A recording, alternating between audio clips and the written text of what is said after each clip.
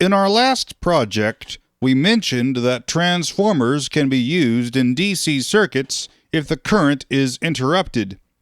This is a circuit that does just that, only we say it chops DC instead of interrupting it. When you finish wiring this project, press the key. You'll hear a beeping sound and the meter pointer will swing. Can you tell what's happening just by looking at the schematic? Here's the scoop. When you press the key, electricity flows through the transformer and relay. But when current flows through the relay, it turns the circuit off. When this happens, the spring action of the relay closes the contacts again, completing the circuit once more, and it repeats all over again. The DC is chopped by the relay. When you press the key again, you repeat this action.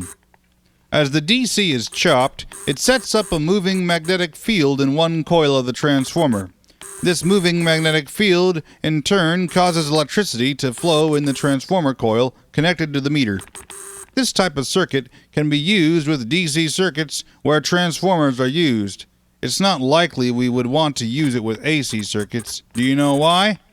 No fair peeking at the answer.